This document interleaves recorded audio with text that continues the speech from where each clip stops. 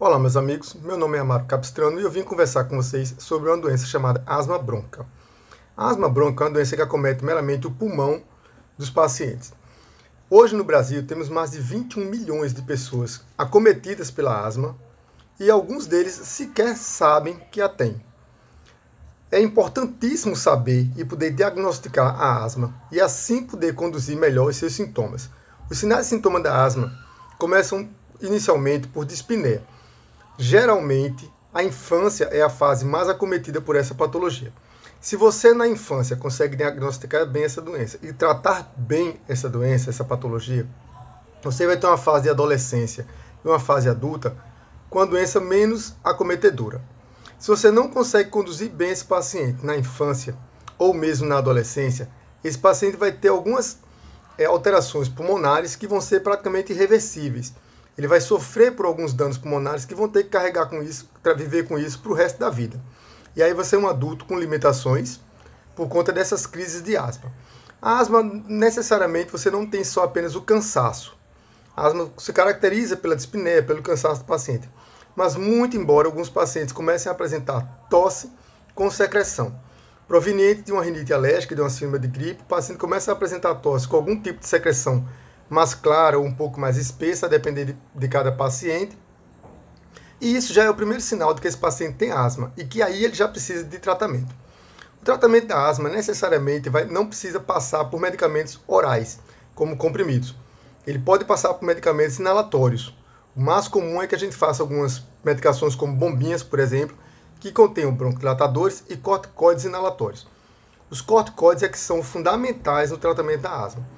Mas tudo isso deve ser feito e conduzido por um médico, seja no posto de saúde, ou por um especialista, quando o caso não consegue mais ser resolvido no posto de saúde, aí entra o especialista, no caso o pneumologista, para tentar diminuir, amenizar essa sintomatologia e poder conduzir melhor esse paciente. Nesse período que estamos de Covid, por exemplo, qual o grande risco do paciente asmático na Covid? A asma é uma doença meramente alérgica, ela produz uma reação inflamatória alérgica dentro do pulmão. A Covid, ela também produz esse tipo de reação quando cai dentro do pulmão. Não só o Covid, mas outros vírus como adenovírus, vírus sincicial respiratórios, vírus da influenza que está tendo a vacinação agora, esses vírus eles acometem o pulmão, provocando reações inflamatórias e alérgicas, corroborando com a alergia e inflamação da asma. No caso do Covid, impede o pulmão de exercer a sua função respiratória. Mesmo que você expanda o pulmão e retraia ele fazendo a respiração, não consegue fazer a troca gasosa a contento, de forma que isso seja benéfico ao paciente. Então, se você já tem na membrana alveolar um empecilho para troca gasosa e tem na asma um empecilho para a entrada do ar, que a asma fecha o pulmão, provocando aí o sibile e o chiado, junto com o cansaço do paciente, então você vai ter dois fatores diferentes acometendo o mesmo pulmão. Daí a gravidade do Covid no paciente asmático ser maior do que em outros pacientes. Não só a asma, como enfisema, como outras patologias pulmonares também agravam o sintoma da Covid. Mas falando especificamente da asma, que é o nosso tema, o tratamento da Covid e o tratamento da asma, eles vão necessariamente, num determinado momento, passar pelas mesmas medicações. Mas o mais importante é que se você tem uma asma, ela está compensada, controlada, medicamentosa ou controlada por questões de higiene ambiental, você vai ter um curso de Covid, caso seja cometido por ela, de menor gravidade.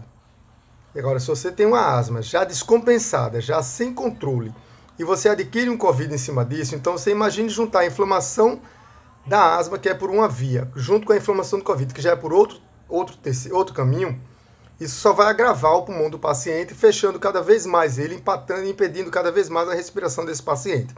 Essa troca gasosa não acontecendo, o paciente vai entrar em hipoxemia, sendo um quadro grave que possa levá-lo à UTI ou mesmo a ser entubado. Então, o importante nesse momento, pacientes asmáticos que não estejam compensados, procurar um especialista, procurar um posto de saúde, para que consiga fazer medicação e consiga controle da doença. O controle é só medicamentoso? Não. Como eu disse, a gente pode ter o controle também por higiene ambiental.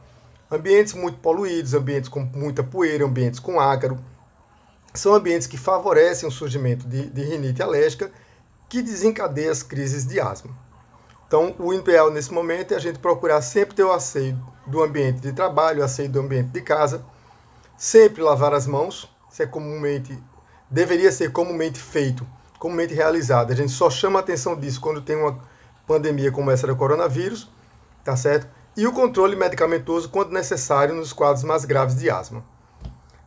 Era mais ou menos isso que eu queria dizer a vocês, espero ter contribuído de alguma forma e a qualquer momento podemos voltar com mais informações sobre asma ou sobre outras patologias pulmonares. Agradeço muito a todos.